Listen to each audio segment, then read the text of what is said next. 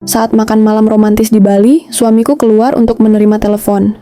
Tapi tiba-tiba, wanita tua di meja sebelah menyelipkan uang ke tanganku dan berbisik, "Panggil taksi cepat keluar lewat jendela dapur." Perintah itu menyelamatkanku. Suamiku ternyata melakukan, "Halo teman-teman, cerita semuanya." Sebelum ceritanya dimulai, tak bosan-bosan saya mau mengingatkan ke kalian semua untuk tulis di kolom komentar dari daerah mana aja sih kalian yang lagi nonton cerita ini malam ini.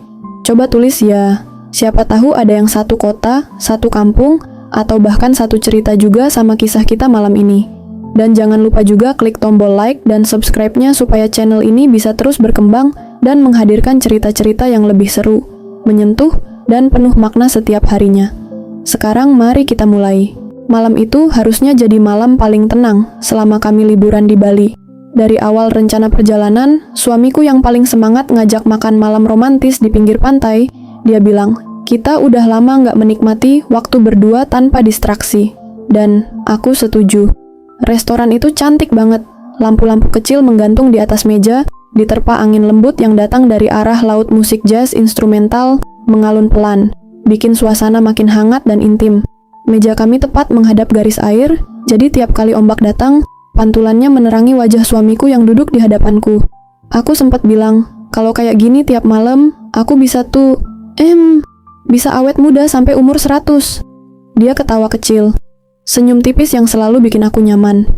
"Kalau kamu awet muda, aku harus ikut dong," jawabnya sambil meraih tanganku. Momen itu sederhana, tapi terasa penuh. Hidangan belum datang ketika ponselnya bergetar. Dia melihat layar sebentar, dan keningnya langsung berkerut. Bukan kerutan marah, bukan juga kerutan kesal, tapi kerutan tegang.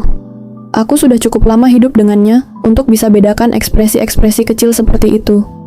"Sayang, bentar ya," katanya cepat. "Ini penting." "Kerjaan?" tanyaku. Dia nggak jawab, hanya bangkit dari kursinya sambil merapikan jaket, lalu berjalan keluar restoran. Refleks, aku mengikuti punggungnya dengan pandangan sampai benar-benar menghilang di balik pintu kaca. Seharusnya itu hal biasa. Dia memang sering menerima telepon tiba-tiba. Perusahaan logistik tempat dia bekerja memang sering bikin kacau dengan urusan mendadak. Tapi, entah kenapa, dari cara dia berdiri, cara dia napas, rasanya ada sesuatu yang beda. Malam terasa berubah. Musik restoran masih sama, tapi terdengar lebih jauh. Lampu-lampu kecil masih berayun, tapi terlihat lebih redup. Ada semacam tekanan di dada yang muncul begitu saja, seperti perasaan aneh yang menggelitik kulit, bikin aku gelisah tanpa alasan jelas. Aku mencoba mengabaikannya. Kupikir aku cuma lelah setelah seharian jalan-jalan. Tapi kemudian, dunia memutuskan buat ngebalikkan semuanya dalam beberapa detik. Di meja sebelah, duduk seorang wanita tua. Aku tidak memperhatikannya sejak tadi. Rambutnya putih semua, disanggul seadanya, pakai blus sederhana yang mengingatkanku pada nenek-nenek yang biasa duduk di teras sambil minum teh sore. Tapi matanya tajam. Bukan tajam mengintimidasi, tapi tajam kayak orang yang sudah terlalu lama hidup di sekitar bahaya. Dari sudut pandangku, dia seperti sedang memperhatikanku. Atau mungkin itu cuma perasaanku saja. Namun setiap kali aku mencoba berpaling, aku merasa matanya masih mengikutiku, seperti sedang menilai aku mulai nggak nyaman. Aku mencoba mengalihkan pandangan ke laut, tapi tiba-tiba kursi di sebelahku bergeser pelan. Wanita itu berdiri, sedikit terpincang, kemudian berjalan ke arahku. Langkahnya pelan, tapi pasti, dan tanpa suara. Saat jaraknya tinggal 1 langkah dari meja, dia berhenti. Tangan kirinya yang gemetar meraih tanganku cepat, seolah takut aku keburu menolak. Lalu sesuatu yang dingin, segepok uang kertas lusuh, ditaruh begitu saja di telapak tanganku. Aku langsung tertegun. "Saya, dengar baik-baik," bisiknya pelan, suaranya serak, tapi nadanya seperti seseorang yang sudah terbiasa menghadapi hal serius. "Panggil taksi, sekarang. Keluar lewat jendela dapur, jangan lewat pintu depan." Otakku berhenti bekerja. Aku menatap matanya, mencari tanda kalau ini hanya salah paham. Tapi tatapannya tidak bergeser, tidak ada senyum, tidak ada keraguan, hanya urgensi yang begitu nyata. Aku nggak ngerti," kataku dengan suara lirih. "Kalau kamu tetap di sini," katanya, makin pelan, "kamu mati." Suasana restoran langsung seperti hilang musik, angin, suara ombak, Semuanya memudar, seperti seseorang memutar tombol volume hingga 0. Yang tersisa hanya suara napasku sendiri yang tiba-tiba jadi berat. Jantungku menghantam-hantam dari dalam seperti ingin keluar. Ada apa? Kenapa? Dia menatapku seperti seseorang yang tidak punya waktu panjang untuk menjelaskan, suamimu dalam bahaya, katanya. Dan kamu juga. Tanganku melemas. Uang itu hampir jatuh, tapi dia menutupkan jemarinya ke tanganku lagi, memaksaku menggenggamnya. Pergi sekarang, jangan tunggu dia. Lalu, begitu saja, dia berbalik, kembali ke mejanya, dan duduk, seperti tidak terjadi apa-apa. Aku tidak bisa bergerak, punggungku dingin. Telapak tanganku basah. Ucapan kamu mati, itu masih berdengung keras di kepala, bergema seperti suara dari dasar lorong panjang. Aku menoleh ke tempat suamiku pergi. Sudah lewat 6 menit, tapi dia belum kembali. Tidak biasanya dia lama seperti ini. Aku mulai panik. Ku tekan nomor suamiku. Nada pertama, gagal. Kedua, gagal. Ketiga, tersambung tapi dia tidak mengangkat. Aku mencoba lagi, masih tidak diangkat.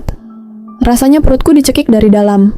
Aku menatap meja wanita tua tadi. Kosong, dia sudah hilang.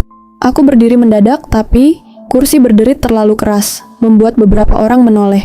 Aku pura-pura merapikan tas, padahal tanganku gemetar, jantungku memukul-mukul tulang rusuk.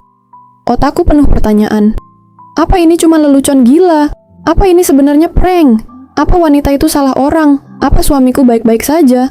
Tapi di saat yang sama, ada bagian dalam diriku yang bergetar, memberi tanda bahaya yang benar-benar berbeda dari ketakutan biasa. Lalu sesuatu terjadi. Seorang pegawai restoran keluar dari dapur dengan wajah pucat. Dia menutup pintu dapur pelan, seolah habis melihat sesuatu yang tidak ia mengerti atau tidak ingin ia ceritakan. Ketika matanya bertemu mataku sebentar, aku melihat ketakutan yang sama. Entah kenapa, naluriku langsung berteriak lebih keras. Aku mencoba menenangkan diri, mencoba berpikir logis. Tapi logika kalah dari rasa takut yang semakin nyata. Aku melihat keluar restoran melalui pintu kaca. Ada seseorang berdiri di dekat pepohonan. Tidak jelas wajahnya, tidak jelas maksudnya. Tapi posisinya seperti menunggu.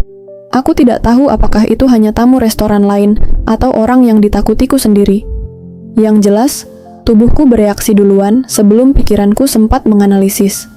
Rasanya seperti ada tangan dingin yang menelusup ke tengkukku dan menekan kuat-kuat. Saat itulah aku sadar, ini bukan perasaan biasa. Ini bukan kecemasan palsu. Ini ancaman. Aku menggenggam kuat-kuat uang dari wanita tua itu, uang lusuh yang tiba-tiba terasa seperti tiket hidup. Aku mengambil ponsel, membuka aplikasi taksi online. Tanganku goyah, tapi akhirnya aku berhasil memesan kendaraan driver menuju lokasi. Waktunya tinggal 2 menit. 2 menit yang terasa seperti 2 jam. Aku berdiri pelan, memastikan tidak ada yang memperhatikan. Aku berjalan menuju arah dapur. Langkahku hampir tanpa suara, tapi di dalam hati rasanya seperti sedang berlari. Tepat sebelum membuka pintu dapur, aku berbisik ke diriku sendiri. Kalau ini salah, aku tinggal minta maaf. Kalau ini benar, aku harus selamat. Aku menghirup napas panjang, mengumpulkan nyali yang tersisa, dan melangkah masuk ke dapur, tanpa menoleh ke belakang, tanpa sadar bahwa ini adalah awal dari malam yang akan mengubah hidupku selamanya. Begitu pintu dapur menutup di belakangku, udara berubah total. Kalau tadi restoran terasa hangat, rapi, berbunga-bunga, bagian dapurnya justru dipenuhi aroma asap, uap panas, dan suara wajan berdenting. Suasana kacau tapi teratur, khas dapur restoran yang lagi ramai. Beberapa koki melintas cepat dengan panci besar, ada yang memotong bawang sambil bergumam, ada yang ngecek kuah sambil ngipas-ngipas wajah. Dan di tengah hiruk-pikuk itu, aku berdiri seperti orang asing yang tersesat. Seorang koki laki-laki yang lebih tua menatapku tajam. "Ibu, nggak boleh masuk sini," katanya dengan nada tegas tapi sopan. Dia menoleh cepat ke arah server lain, mungkin khawatir manajernya lihat ada tamu nyelonong masuk. Aku menelan ludah, tidak tahu mau mulai dari mana. "Maaf, aku cuma mau lewat," ujarku pelan. "Lewat kemana, Bu?" "Ini dapur," jawabnya bingung. Aku tidak bisa menjelaskan apapun tanpa terlihat gila. "Ke belakang, ada pintu darurat kan?" tanyaku. Dia langsung mengernyit. "Ibu kenapa? Ada masalah di luar?" Aku refleks menatap sekeliling, paranoia sempat muncul. Jangan-jangan dia bagian dari bahaya itu. Tapi kemudian, aku sadar, semua orang di dapur sibuk sendiri. Tidak ada yang memperhatikan aku terlalu lama, suara getaran ponselku memecah pikiranku. Aku buru-buru cek, driver sudah tiba di titik jemput. Titik jemput yang berada di sisi belakang restoran, dekat dapur. Untung, aku menarik napas panjang. Tolong, pintu belakang ada kan? Saya harus keluar cepat. Ada keadaan darurat. Koki itu menatapku lebih lama. Bukan curiga, tapi seperti sedang membaca ketakutan di wajahku, lalu dia menunjuk ke arah kanan. Lewat sana, terus, pintu besi abu-abu. Tapi hati-hati, gelap. Aku mengangguk cepat. Makasih. Aku berjalan secepat mungkin melewati tumpukan boks sayur dan rak berisi piring. Beberapa pegawai dapur sempat melihatku dengan ekspresi, "Loh kok tamu ada di sini?" Tapi tidak ada yang menahan. Saat aku sampai di pintu besi yang disebut Koki tadi, tanganku gemetar saat mendorong gagangnya pintu itu terbuka perlahan, berdecit pelan. Dan di sisi lain, gelap. Bukan gelap total, tapi hanya diterangi lampu kuning redup dari ujung gang udara malam, langsung menggigit kulitku, dingin dan lembab. Aku menoleh sebentar sebelum keluar, memastikan tidak ada yang mengikuti. Dapur tetap sibuk, tidak ada yang peduli, lalu aku melangkah keluar. Begitu pintu besi menutup di belakangku, suara dapur lenyap. Digantikan suara jangkrik, angin, dan ombak yang terdengar jauh. Gang itu sempit. Dua sisi temboknya tinggi dan lembab. Jalanannya hanya tanah berpasir yang terasa dingin di telapak kaki sandal. Mobil taksi online seharusnya ada di ujung gang bagian luar. Aku mulai berjalan cepat. Setiap langkah terasa semakin berat, bukan karena capek, tapi karena pikiran yang berantakan. Aku mencoba memahami apa yang baru saja terjadi. Siapa wanita tua itu? Kenapa dia menatapku seolah dia tahu sesuatu tentang kami? Apa benar ada bahaya? Dan ini yang paling menusuk, apa benar suamiku terlibat? Aku bahkan belum berani memikirkan kemungkinan terakhir itu. Ponselku berbunyi lagi. Notifikasi dari driver. Saya sudah di lokasi ya mbak, mobil putih, saya klakson pelan. Terdengar klakson sekali pendek. Pelan, dari ujung gang. Aku mempercepat langkah. Tapi tiba-tiba rasa dingin merayap dari tengkukku. Detik itu juga intuisi paling primitif di tubuhku berteriak, "Jangan lari lurus ke mobil itu." Ada yang salah. Aku berhenti mendadak, karena di ujung gang, di samping mobil putih yang hazardnya menyala, ada orang lain berdiri. Dua orang tidak bergerak, tidak sigap menyapa, tidak terlihat seperti penumpang lain. Mereka hanya berdiri, menghadap gang. Menghadap aku, ponselku kembali bergetar kali ini. Suamiku menelepon. Dadaku serasa disambar petir. Aku menahan napas dan menjawab dengan tangan gemetar. "Halo?" Suaranya terdengar. Tapi bukan suara lembut biasanya. Dingin, terputus-putus, terlalu cepat bernapas. "Kamu di mana?" Suamiku bertanya. "Di restoran," jawabku spontan. Bohong tanpa sadar. "Kamu kemana? Telepon kamu." "Jangan pergi kemana-mana," katanya. Suaranya dalam dan rendah, hampir seperti berbisik terburu-buru. "Dengar, tetap di tempat aku. Aku bakal ke sana." Aku menegang. Ada sesuatu di nada suaranya yang tidak pernah aku dengar sebelumnya. Ketakutan. Bukan panik karena aku kabur, tapi panik karena sesuatu yang jauh lebih besar. "Ada apa?" bisikku. Dia terdiam beberapa detik. Lalu, "Kamu sama siapa?" Pertanyaannya membuat seluruh bulu di tubuhku meremang. Karena suamiku tidak pernah bertanya dengan nada seperti itu. "Aku sendirian," jawabku. Aku menatap dua orang di ujung gang yang masih berdiri dekat mobil. Aku mulai mundur perlahan. "Kamu harus tetap," kata suamiku. Tiba-tiba suara lain muncul dari belakang telepon. Samar, seperti seseorang mengerang atau marah. Kemudian suara ketukan keras. Lalu sambungan terputus. Aku membeku, setengah dari diriku ingin langsung lari ke suami. Setengah lainnya ingin terus menjauh. Aku mengangkat ponsel lagi, hendak menelepon balik, tapi langkah kaki terdengar dari ujung gang. Aku menoleh. Dua orang itu mulai berjalan ke arahku. Tidak terburu-buru, tapi pasti. Dingin. Aku panik. Aku tidak punya waktu. Aku spontan mencari tempat lain. Gang itu punya belokan kecil ke kanan.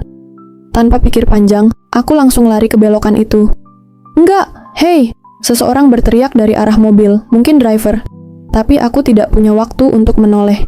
Entah dia berada dalam bahaya, atau dia bagian dari bahaya, aku tidak tahu. Yang aku tahu, aku harus pergi. Sekarang. Aku berlari melewati gang sempit yang gelap, hanya diterangi lampu hotel di kejauhan. Nafasku mulai sesak. Pandanganku sempat kabur karena terlalu cepat berpikir. Aku tidak tahu kemana aku berlari.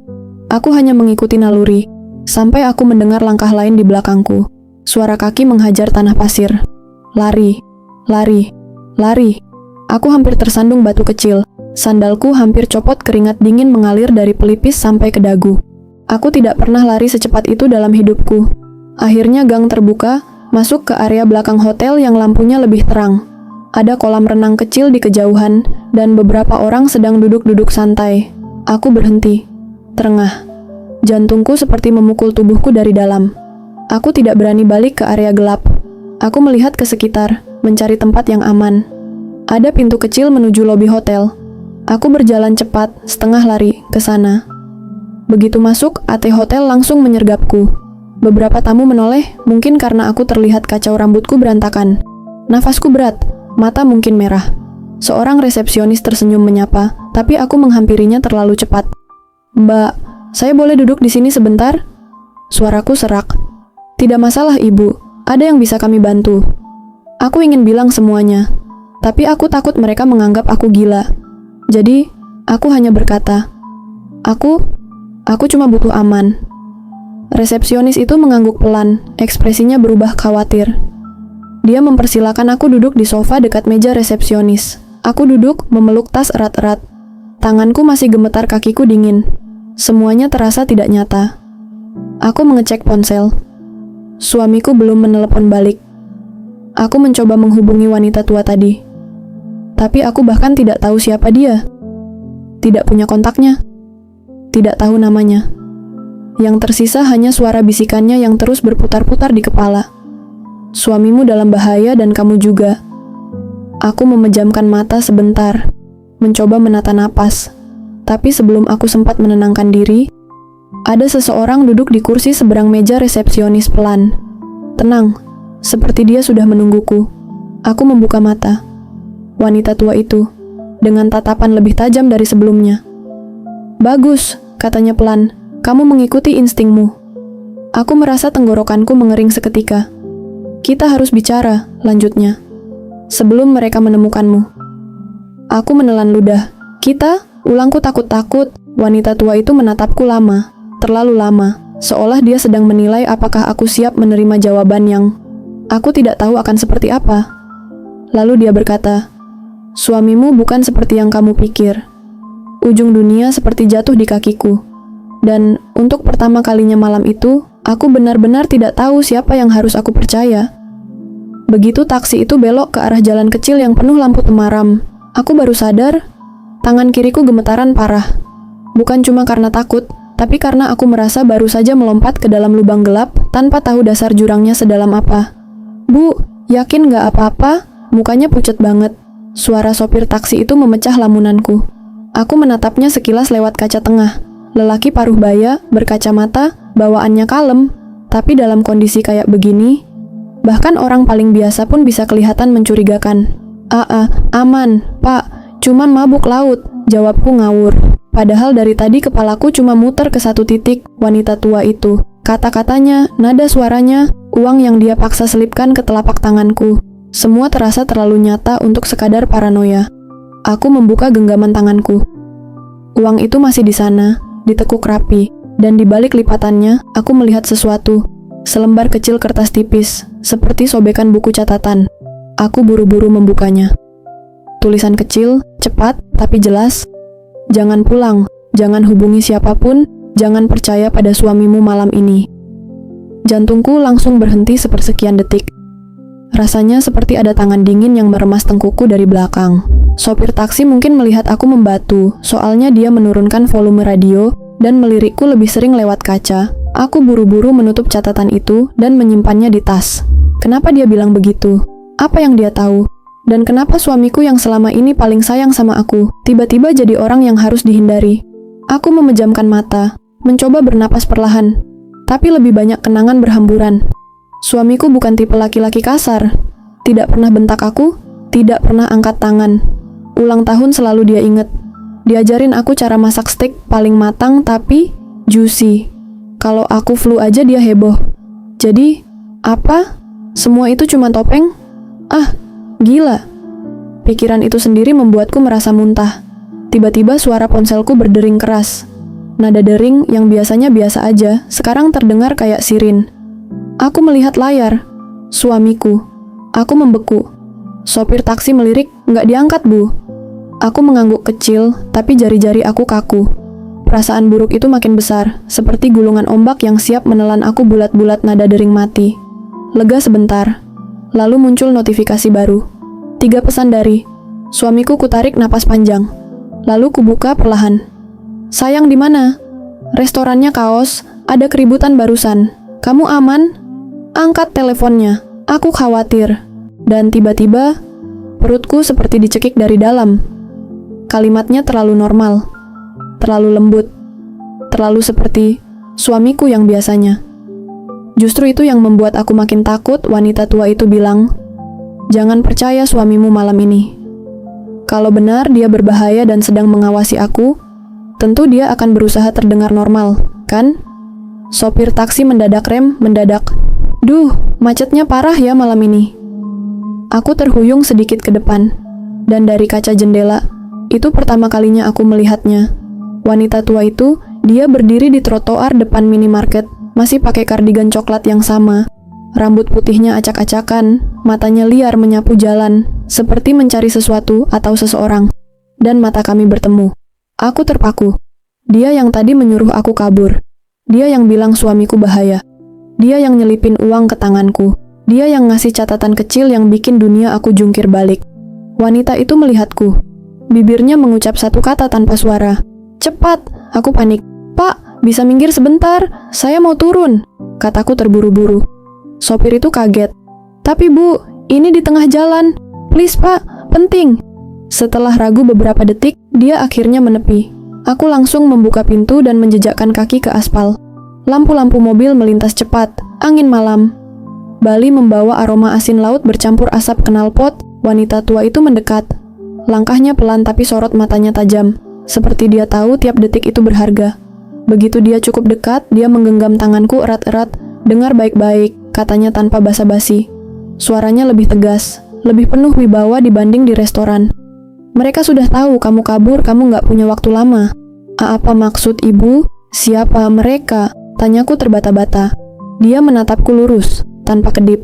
"Suamimu sedang diincar, dan kalau mereka gagal dapat dia, mereka akan ambil kamu." Darahku seolah mengalir balik ke arah kepala. "Dan mulai sekarang," lanjut wanita itu, "kamu harus ikut saya kalau masih mau hidup." Aku ingin bertanya ratusan hal sekaligus. Tapi sebelum bibirku sempat bergerak, suara dering ponselku kembali meledak. Kali ini bukan dari suamiku. Nomor tak dikenal. Hanya satu pesan masuk, "Tolong jangan percaya dia." Aku terpaku wanita tua di hadapanku. Pesan itu di tanganku. Dan entah kenapa, aku tahu pesan itu berasal dari suamiku. Aku berdiri di trotoar Bali yang lembab oleh embun malam, diapit lampu-lampu warung kecil yang mulai bersiap tutup. Wanita tua itu menggenggam lenganku erat, seolah kalau aku lepas sedetik saja, aku bakal hilang, dan dia bakal gagal menjalankan tugas penting yang entah apa itu. Tapi pesan di ponselku masih terpampang, "Tolong jangan percaya dia." Dari nomor tak dikenal. Tapi hatiku langsung tahu itu dari suamiku. "Cepat matikan ponselmu," bisik wanita tua itu. "Kalau dia bisa kirim pesan ke kamu, artinya mereka mulai melacak." Aku memeluk ponsel itu di dada. Ibu siapa sebenarnya? Dan kenapa saya harus percaya sama orang yang baru saya temui? Wanita itu tidak tersinggung. Dia menarik napas panjang lalu mendekat. Wajahnya semakin terlihat jelas di bawah lampu minimarket. Garis kerutan tajam, tatapan yang sudah terlalu banyak melihat kengerian hidup, dan sesuatu yang terasa seperti bekas luka masa lalu yang tidak pernah sembuh. "Aku bukan musuhmu," katanya lirih.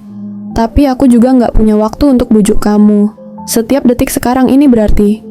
Dia mengulurkan tangan. "Kalau kamu ikut aku sekarang, aku jamin kamu selamat malam ini." Lalu dia berhenti sejenak. "Kalau kamu tetap di sini, cerita kamu tamat sebelum matahari terbit." Kalimat itu membuat jantungku terasa seperti dijatuhkan dari gedung 20 lantai. Sementara itu, pikiranku berperang. Suamiku bilang, "Jangan percaya dia." Wanita ini bilang, "Jangan percaya suamiku." Dan aku cuma punya satu tubuh untuk disengat rasa takut ini. Tiba-tiba ponselku bergetar lagi. Aku tahu, Itu dia, suamiku. Aku tahu caranya mengetuk dunia lewat pesan. Kalau dia panik, dia akan mengirim pesan pendek, langsung, tanpa salam, atau basa-basi. Aku membuka pesan itu pelan-pelan, seperti membuka pintu yang aku takutkan. Sayang, tolong pilihanku benar. Kamu nggak ngerti apa yang sedang terjadi. Lalu pesan kedua masuk. Bilang ke siapapun yang lagi sama kamu, aku tahu dia.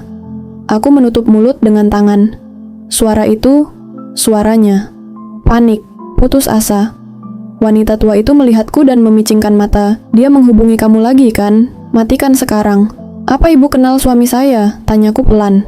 Dia tidak menjawab. Yang dia lakukan justru menatapku dalam-dalam tatapan yang membuat bulu kuduku berdiri. Bilang ke aku, suaranya serak. Apa dia pernah punya masa lalu yang enggak kamu tahu? Aku tertawa miris. Semua orang punya masa lalu. Tapi enggak semua orang punya masa lalu yang bisa membunuhmu. Kata-kata itu merayap ke tulangku seperti dingin laut malam. Dia melanjutkan, kalau kamu tinggal bersama seseorang selama bertahun-tahun, pasti ada hal kecil yang kamu abaikan, sinyal halus. Pertanyaan yang kamu pikir nanti-nanti aja dijawabnya, kebiasaan aneh, atau dia menatapku seperti sedang mempelajari retakan di wajahku. Telepon misterius yang dia bilang cuma urusan kantor. Aku terdiam wanita ini. Kenapa dia bisa tahu? Aku mundur selangkah. Ibu ngikutin saya? Dia menghela napas panjang, seolah capek. Saya ngikutin suamimu bukan kamu. Darahku langsung turun drastis, seperti ditarik gravitasi. Dia bukan orang yang kamu kira. Sudah, aku akhirnya meledak. Orang-orang di sekitar menoleh heran. Saya pusing, saya bingung, saya capek. Baru 1 jam yang lalu hidup saya baik-baik saja, dan sekarang semua orang minta. Saya percaya sesuatu yang enggak masuk akal. Wanita itu memandangku lama. Lalu dia bicara pelan. Tapi kalimat yang keluar darinya menghancurkan semua dinding yang aku pertahankan. Suamimu punya musuh. Musuh yang kamu nggak bisa bayangkan. Mereka nggak peduli siapa kamu, apa kamu tahu sesuatu atau tidak. Selama kamu di dekatnya, kamu target. Hening sejenak. Lalu dia menambahkan, dan malam ini, dia diperintah untuk membuktikan loyalitasnya caranya dengan ngelakuin sesuatu ke kamu. Aku menggeleng keras. Dia nggak akan nyakitin saya, nggak mungkin. Dia nggak mau, kata wanita tua itu. Tapi mereka maksa. Aku meremas dadaku sendiri, rasanya sesak. Wanita tua itu tiba-tiba mendekat, suaranya turun menjadi bisikan. Anak muda, kamu nggak tahu apapun tentang dunia ini. Saya sudah ada di dalamnya jauh sebelum kamu lahir. Dan saya mengenali wajah orang-orang yang pernah bekerja untuk mereka. Dia menunjuk ke arahku. Kamu sedang dicari. Bukan karena salahmu, tapi karena dia. Aku menutup mata, menahan air mata. Lalu wanita itu memegang bahuku. Pilihanku cuma 2, biarkan kamu mati, atau selamatkan kamu. Aku mengusap pipi yang ternyata sudah basah. Kalau memang ibu mau bantu saya, bawa saya ke tempat aman, kataku lirih. Wanita itu mengangguk. Bagus, matikan ponselmu. Aku menekan tombol power dengan jari yang gemetar layar hitam. Suara dunia dalam genggamanku hilang. Dan entah kenapa, justru setelah itu, gelapnya terasa lebih menakutkan. Wanita tua itu meraih tanganku, ayo ikut saya, kita nggak punya waktu. Kami mulai berjalan cepat menuju gang kecil di samping minimarket. Langkahku berat, bahuku gemetar, pikiran kacau. Tapi langkah wanita itu mantap, sampai akhirnya aku sadar. Dia tidak pernah mengatakan namanya. Dan aku baru saja mempercayakan hidupku pada orang yang bahkan tak ku kenal. Gang itu sempit, dindingnya lembab, lampu kuningnya kedap-kedip seperti mau padam kapan saja. Setiap langkah yang kami ambil membuat suara sandal wanita tua itu bergema aneh. Terdengar seperti detik jam yang bergerak terlalu cepat. Aku berjalan setengah berlari di belakangnya, memegang tas erat-erat. Nafasku pendek, kacau, tapi mataku terus ke segala arah. Setiap bayangan terasa seperti seseorang yang sedang mengintai. Bu, kita mau kemana? Tanyaku pelan. Wanita tua itu tidak menjawab. Dia hanya menggeser poninya yang kusut dan terus melangkah, seolah dia punya GPS internal yang tahu persis harus belok kemana. Saat kami sampai di persimpangan gang, dia berhenti dan menatapku. Dari sini, kamu harus janji satu hal, katanya. Apa? Kalau saya bilang jangan nanya, jangan nanya. Aku menelan ludah. Oke. Dia mengangguk dan menarikku ke arah jalan yang lebih gelap. Bangunan-bangunan tua berdiri rapat, sebagian pintunya sudah digembok, sebagian lainnya hanya ditutup tirai bambu tua aroma ikan asin, bensin, dan dupa bercampur jadi satu. Sesekali suara motor lewat di ujung jalan, tapi rasanya jauh sekali. Di tengah perjalanan, dia tiba-tiba berhenti mendadak. Aku hampir menabraknya. "Kenapa?" Dia membalik badanku, menatap wajahku lekat-lekat. "Kamu sadar nggak? Dari tadi ada motor yang ngikutin kita?" "Apa?" Aku spontan menoleh ke belakang. Tidak ada motor, jalanan kosong, hanya lampu jalan yang menyala redup. "Aku nggak lihat apa-apa," kataku dengan suara yang lebih tinggi dari yang kumaksudkan. "Karena mereka pintar," gumamnya. Dan itu artinya mereka sudah dekat. Darahku langsung dingin. Wanita tua itu menatapku sambil menarik napas panjang.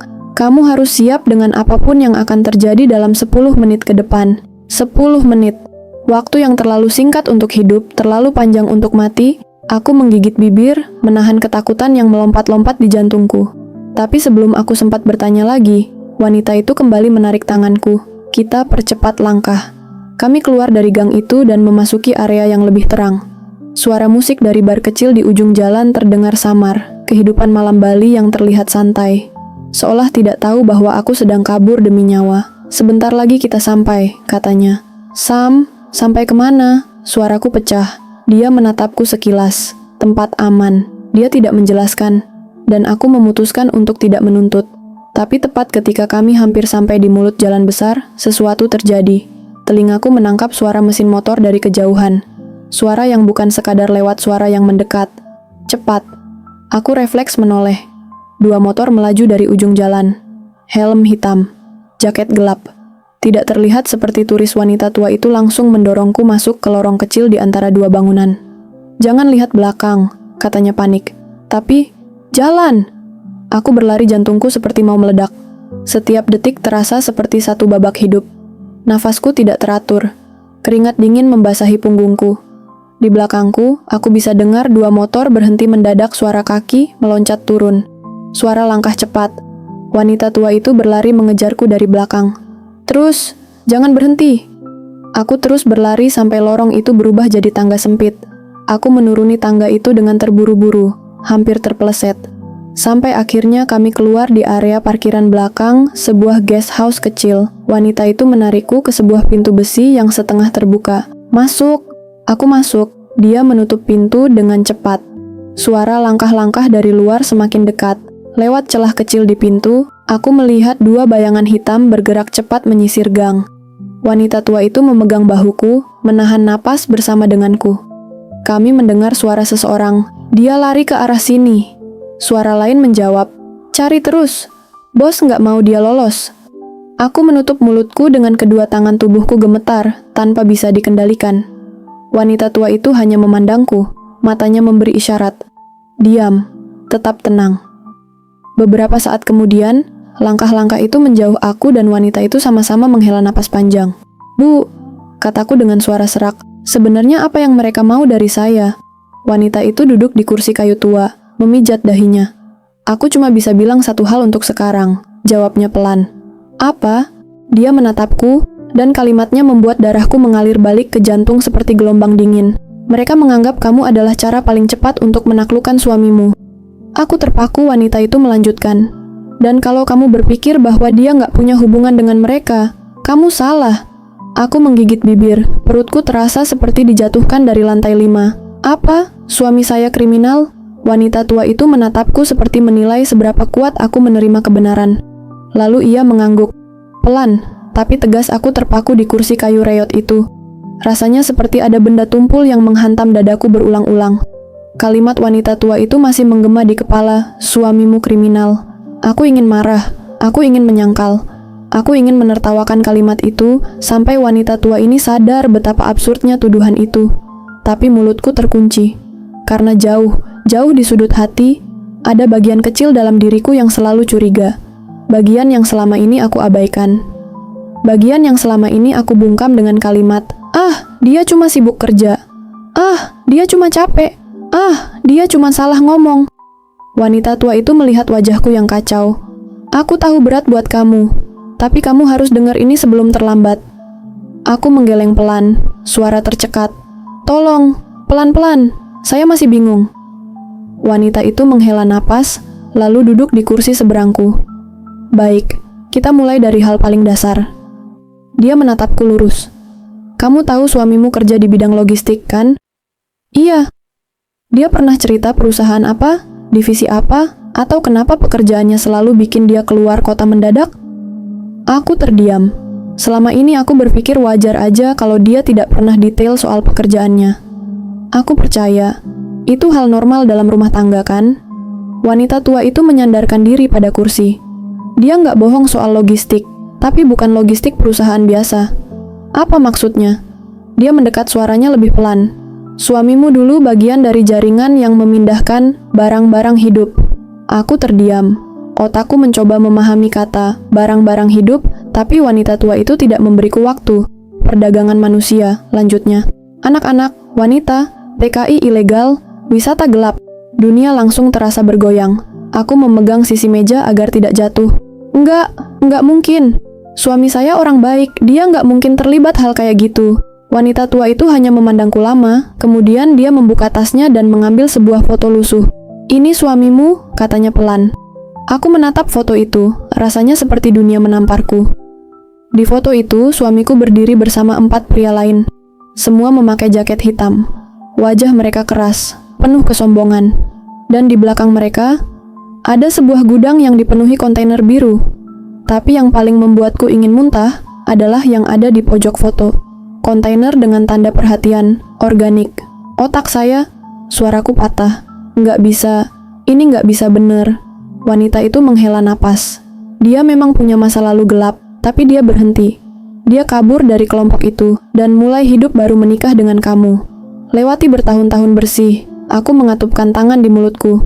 Tapi kalau dia udah bersih, kenapa mereka kejar? Kenapa saya ikut terlibat? Wanita itu memandangku dalam, karena dia melakukan satu hal yang tidak boleh dilakukan ketika keluar dari dunia mereka. Aku menggigit bibir. Apa? Dia bawa lari data. Wanita itu mencondongkan tubuh, bukti-bukti yang bisa menjatuhkan mereka semua. Denyut nadiku memukul pelipis. Semua mulai masuk akal. Telepon malam-malam, perjalanan mendadak keluar kota wajahnya, yang sering terlihat cemas setelah bicara di telepon. Cara dia memeriksa pintu rumah 2 kali tiap malam. Kebiasaan dia menatap jendela seolah sedang menunggu seseorang datang. Aku pernah bertanya, "Kenapa, Mas?" Dia cuma jawab, "Nggak apa-apa, refleks saja." Sekarang aku tahu itu bukan refleks, itu paranoia. Oke. Aku mencoba bernapas. Kalau memang dia kabur, kalau memang dia mau hidup normal, berarti dia di posisi berbahaya dong. Tapi kenapa tadi ibu bilang dia disuruh nyakitin saya? Wanita tua itu menghela napas panjang, karena kelompok itu berpikir dia mulai bocor. Ada informasi yang mereka kira dia kasih ke pihak kepolisian. Nggak mungkin. Aku membantah langsung. Dia bukan tipe pengkhianat. Wanita itu menatapku dengan sedih. Kamu nggak tahu. Apa arti ancaman buat orang-orang kayak dia? Apa maksudnya? Kalau mereka bilang, lakukan ini, atau kami ambil istrimu, lelaki manapun akan hancur. Aku menunduk, air mataku jatuh satu-satu. Wanita tua itu mendekat pelan dan berkata, dia bukan mau nyakitin kamu. Dia mau cari waktu, mau alihkan perhatian mereka, mau rencanakan sesuatu. Tapi manusia punya batas. Kalau tekanan terlalu besar, mereka bisa melakukan hal-hal bodoh untuk bertahan. Aku tidak menjawab, kerongkonganku kering. Tangan terasa dingin. Wanita tua itu melanjutkan, itulah kenapa aku datang ke restoran itu. Aku sudah mengikuti mereka selama seminggu. Aku sudah lihat kamu beberapa kali, kamu target paling mudah buat mereka. Kenapa saya? Suaraku pecah. Karena kamu orang yang paling dia sayang. Aku menutup muka dengan kedua tangan. Aku menangis, perlahan. Tapi sakitnya terasa menembus tulang. Saya cuma istri biasa. Ucapku terbata. Saya cuma pengen hidup normal. Kenapa saya harus dibawa ke dunia gelap kayak begini? Wanita tua itu menepuk bahuku. Karena kamu menikahi lelaki yang mencoba meninggalkan neraka, tapi neraka tidak pernah membiarkan penghuninya keluar begitu saja. Aku mengusap pipiku. Terus, apa yang harus saya lakukan sekarang? Wanita itu berdiri pelan. Sekarang, kamu harus bertahan sampai pagi. Kenapa pagi? Karena aku punya seseorang yang bisa bantu mantan rekanku. Tapi dia baru bisa datang setelah subuh. Dia satu-satunya yang bisa membawa kamu ke tempat aman. Aku menelan ludah. Dan sebelum subuh, wanita tua itu memandang keluar jendela kecil, melihat bayangan motor yang lewat. Sebelum subuh, kita sembunyi. Dia lalu menatapku lagi. Dan kita pastikan mereka tidak menemukan kamu. Aku mengangguk pelan, tapi tepat saat itu, pintu besi belakang guest house digedor keras. Duar! Duar! Aku melonjak dari kursi. Wanita tua itu langsung meletakkan jari di bibirnya. Sst, mati lampunya. Lampu ruangan langsung dipadamkan. Bu, ini siapa? Sst. Lalu terdengar suara dari luar. Kami tahu kalian di dalam. Aku menahan napas. Wanita tua itu mencabut sesuatu dari tasnya. Bukan senjata, hanya pisau kecil lipat, tapi cara dia memegangnya membuatku sadar dia bukan sekadar wanita biasa. Dia berbisik, "Dari sini, hidupmu bergantung pada seberapa tenang kamu bisa tetap berdiri." Aku menutup mata dan menunggu pintu itu jebol. Begitu pintu taksi tertutup dan mobil mulai melaju menjauhi restoran, dunia seakan mengecil. Rasanya kayak ada tangan besar yang menekan dadaku sampai susah napas. Lampu-lampu Bali yang biasanya hangat tiba-tiba berubah jadi garis-garis cahaya yang melesat cepat, kayak kilatan bahaya yang lagi ngejar dari belakang. "Apa kita dikejar?" tanyaku lirih. Si driver cuma ngelirik lewat kaca spion. "Mbak, duduk aja yang tenang. Saya cuma disuruh gerak cepat. Tujuan mana?" Apa ada pesan?" Aku berusaha jaga suara biar nggak pecah. "Ada," jawabnya sambil membelok tajam. Katanya, kalau dia nanya, bilang aja saya lagi ngejar waktu. Aku langsung merinding. Itu, jelas, suara atau pesan dari wanita tua itu. Tapi ngejar waktu buat apa? Dan kenapa aku? 10 menit berlalu, dan perutku mual bukan karena jalanan berkelok, tapi karena pikiran yang makin menggila. Masuk akal nggak kalau suamiku, orang yang tidur di sebelahku setiap malam, yang tahu warna lipstik favoritku, yang tahu semua alasan kecil kenapa aku sering kebangun jam 3 pagi, sebenarnya punya masa lalu sekelam itu? Iya, ada beberapa hal yang janggal, tapi tetap aja, rasanya nggak mungkin. "Pak, saya minta berhenti," ucapku tiba-tiba. Si driver langsung injak rem. "Di sini?" Aku mengangguk walaupun ini cuma pinggir jalan dekat villa-villa sepi. Aku turun, dan sebelum aku sempat nutup pintu, sopir taksi menahannya sebentar. "Mbak, kalau dalam 3 menit ada yang nyari Mbak, jangan jawab. Lari. Ke arah kanan, lewat gang sempit, ada villa kosong di ujung." Yang pesan taksi bilang gitu. Dan dia langsung tancap gas. Sementara aku berdiri sendirian. Dengan jantung kayak drum perang. 3 menit. Sial banget, bahkan countdown itu sendiri sudah cukup bikin lututku mau rontok. Aku masuk ke gang, sempit, gelap, dan sepi kayak dunia yang dilupakan. Baru beberapa langkah, HP-ku bergetar. Suami. Nama itu muncul di layar panggilan masuk. Itu suara yang biasa aku dengar tiap pagi sebelum mandi. Suara yang selalu bikin aku merasa aman. Tapi malam ini, HP itu serasa bom. Aku ragu. Henning. Layar terus bergetar. Akhirnya aku tarik napas keras dan angkat. "Halo?" Suaraku patah. "Sayang, kamu di mana?" Suara suamiku terdengar. Bukan marah, bukan panik. Tapi low, tegang, kayak orang yang lagi sekarat tapi nyamar supaya aku nggak ngeh. "Aku, tadi, kamu diculik, kamu dipaksa pergi." Suaranya memotong cepat. "Enggak, aku kabur." Hening panjang. Lalu dia menghela napas. Pelan, dalam. Itu bukan lega. Itu menerima sesuatu yang pahit. "Kamu ikut kata-kata perempuan itu, ya?" Tubuhku langsung membeku. "Jadi kamu kenal dia?" "Iya." "Sial." Gumamku refleks. "Aku cuma butuh kamu dengar aku dengan tenang, oke?" Katanya pelan. "Apapun yang kamu lihat malam ini, apapun yang kamu pikir, aku nggak akan nyakitin kamu. Kalau gitu kenapa aku harus kabur?" Suaraku naik tanpa bisa aku tahan. "Aku nggak suruh kamu kabur. Perempuan itu bilang kamu dalam bahaya, dan aku juga dalam bahaya." Aku nyaris nangis. "Satu hal yang paling penting," katanya cepat dan berbisik, "kalau 3 orang berbaju hitam nyari kamu, lari ke arah lampu paling terang. Jangan bersembunyi di tempat gelap. Mereka terbiasa berburu di area minim cahaya." Aku baru mau nanya maksudnya, tapi terdengar suara lain dari belakangnya pendek, mengancam, seperti seseorang yang ngasih instruksi. Suamiku berbisik cepat, "Maafkan aku. Aku butuh kamu hidup. Jangan balik ke hotel. Jangan cari aku. Lari. Terus lari." Klik. Telepon mati. Aku berdiri di tengah gang gelap sendirian dengan napas yang tiba-tiba memburu. Beneran gak kebayang kalau kata "jangan cari aku" bisa sesakit itu.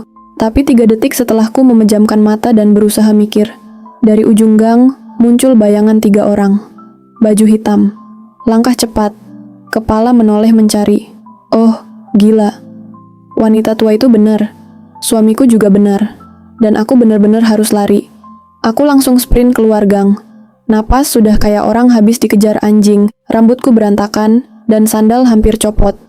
Aku nggak mikir arah mana, aku cuma cari cahaya paling terang. Ada satu, lampu neon biru dari sebuah minimarket kecil. Aku berlari ke sana, dan pas aku hampir sampai, sebuah motor gede lewat cepat di belakangku. Pengendaranya menoleh, lalu memutar balik. Shit! Aku masuk minimarket secepatnya. AC dingin langsung ngehantam wajahku, tapi itu nggak bantu apa-apa. Sambil ngos-ngosan, aku berdiri di antara rak snack, tangan gemetar. Penjaganya, seorang cowok kurus, menatapku bingung. Mbak, nggak apa-apa?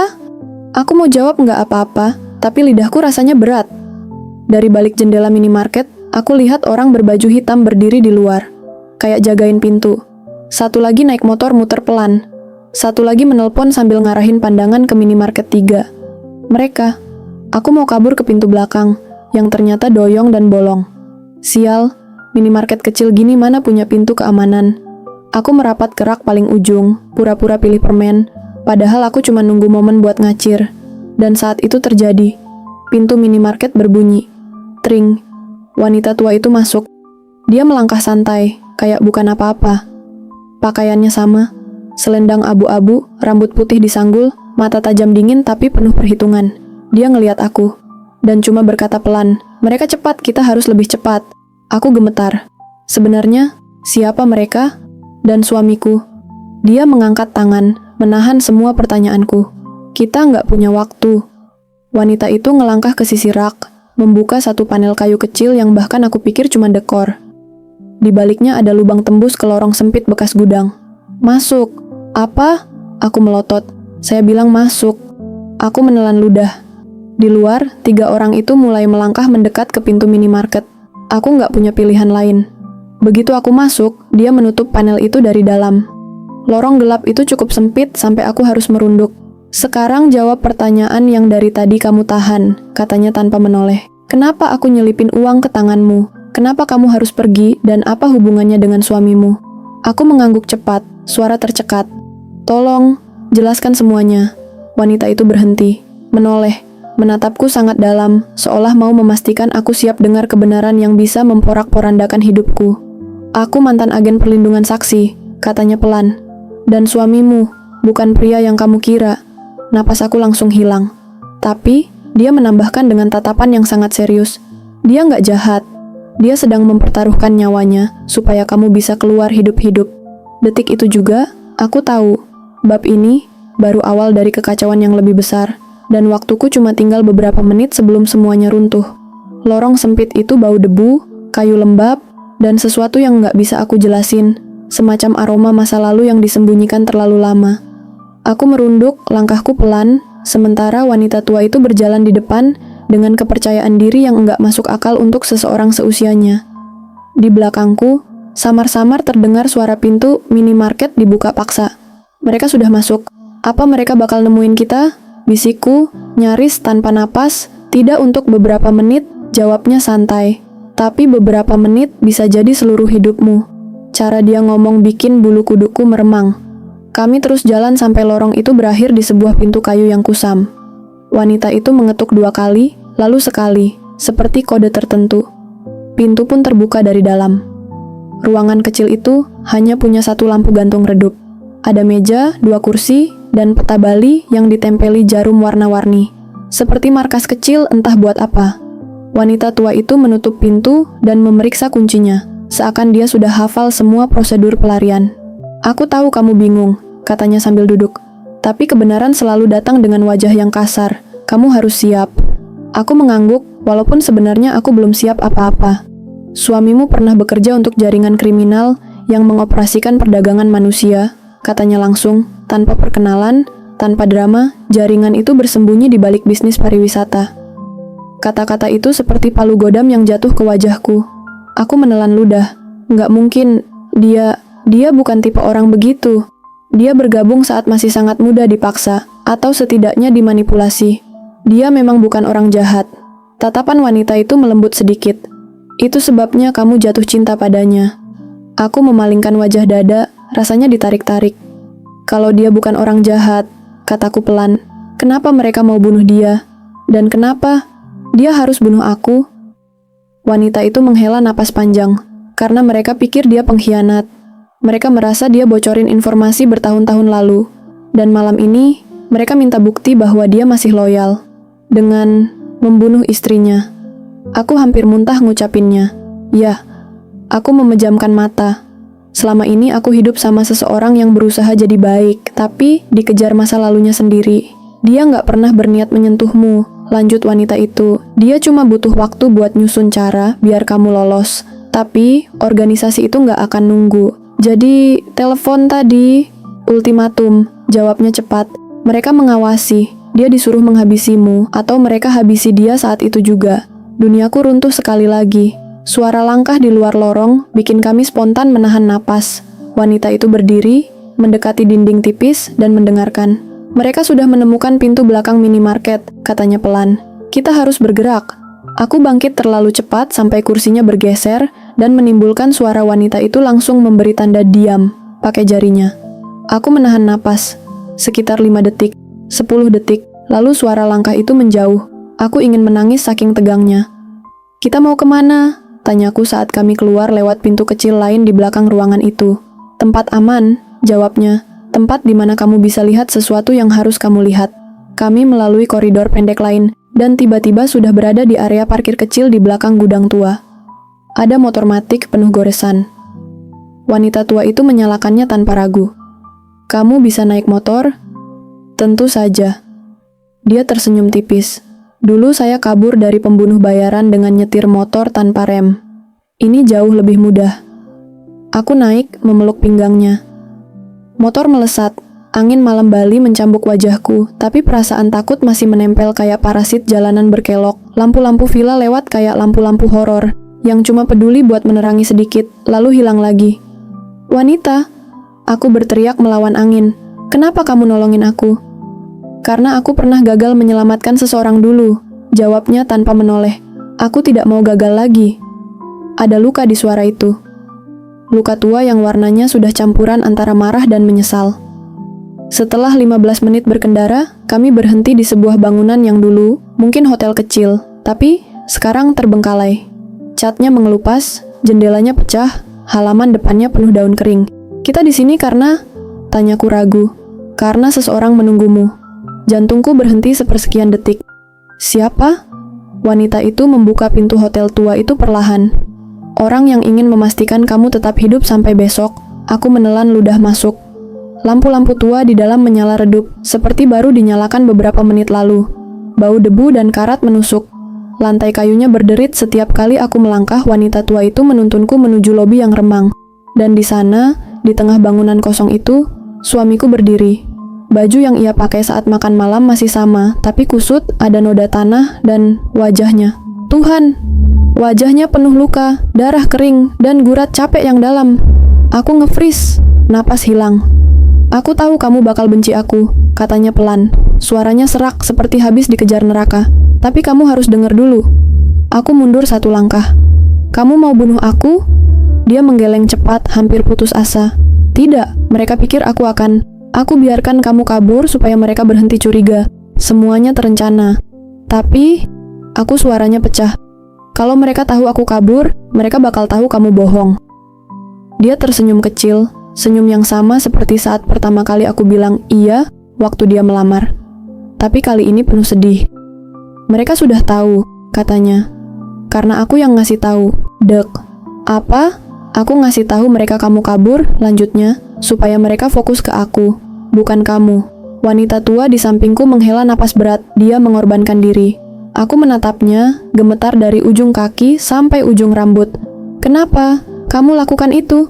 Suamiku menatapku dengan mata yang sangat lelah. Mungkin aku terlambat jadi orang baik, tapi kalau ini kesempatan terakhir yang aku punya, aku mau gunain untuk nyelamatin kamu.